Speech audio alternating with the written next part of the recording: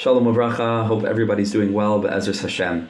So now that we've spoken in the past couple of days about these two different levels of spiritual experience, hisragshus, feeling regesh, emotionality, and real feeling, like we learned, that is born out of a constant desire and search for contact with HaKadosh Baruch Hu that shows up in great moments of spiritual connection. So hisragshus, feeling emotion in our avoda, in our learning, in our prayer, in our mitzvah observance, hisragshus, and the higher madrega, like we learned yesterday about hislahavus, to become completely inflamed within the experience and moments of transcendence, moments of spiritual ecstasy, rapture, where a person is completely no longer in touch with their lowercase s self, their lower self, and its needs and certainly its wants, but a person is just, they can't imagine pulling themselves away from the experience of dveikus, from the experience of connection to Hashem. We have to ask a fundamental question: why is any of this important?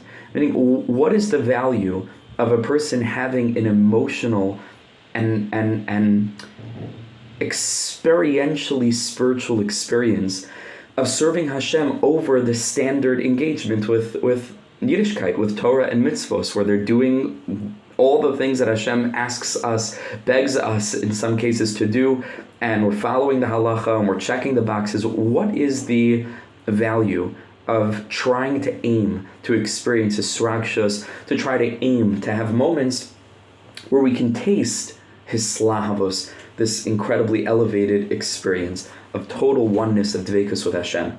So what sits at the core of this, of course, is a necessity, a need to really delve into what are we trying to get out of Yiddishkeit in the first place, which hopefully from the standpoint of being other-centric and not focused on us and what do we stand to gain, we have to ask a deeper question: what does Hashem stand to gain, so to speak? He's the one who created this. He's the one who brought us here. He's the one who gave us the Torah.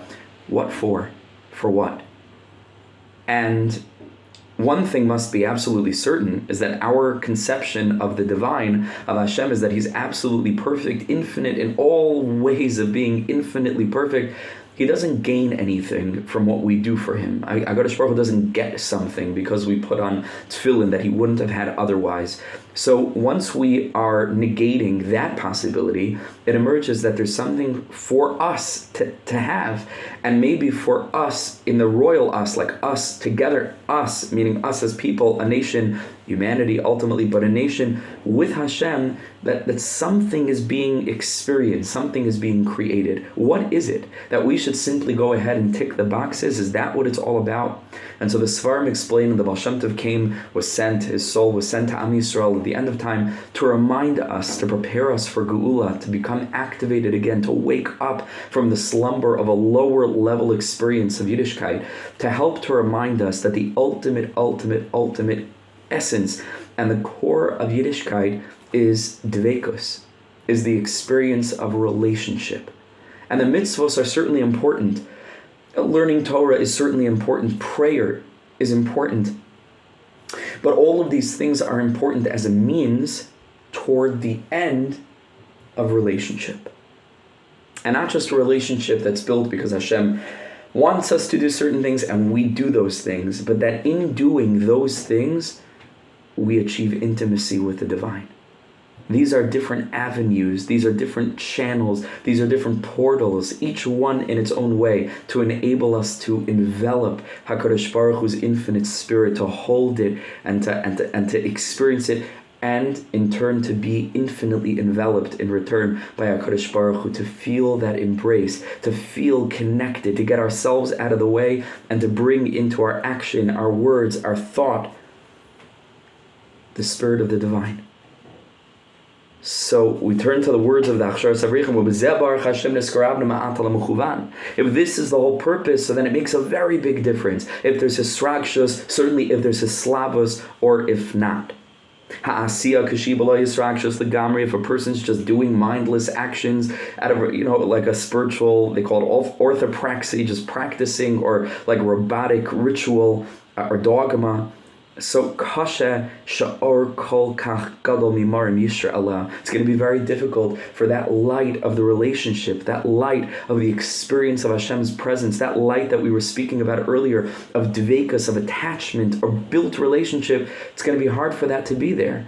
Because if we go ahead and we could check all the boxes, but the question is, what is it that Hashem wants? That we should go and act in certain ways? No, HaKadosh Baruch Hu wants the heart. HaKadosh Baruch Hu wants us. The way that we bring ourselves and present ourselves, Hineni to Hashem, is by going ahead and doing these things. That shows that we have yearning. We're ready to do what He wants because we love Him. That's Ava and Yira, and that sits at the core of it. So it's going to be difficult. It's wonderful, and we'll get Gan Eden in the next world.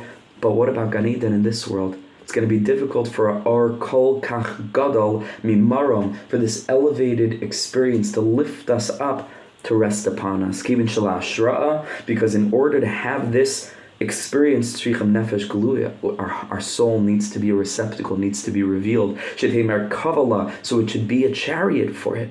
When a person serves Hashem, like we said, with his slavos, with a fire, now the soul is revealed, and his personal ulterior motive, his self, is a little bit nullified. We're zochet to a higher element of divine light. This is not the whole thing of Chasidus. It is impossible to understand what the Baal Shem Tov wanted to bring to the world without appreciating the value of an emotive experience of Yiddishkeit that's full of love, full of awe of Hashem, that is a vessel for HaKadosh Baruch Hu's love.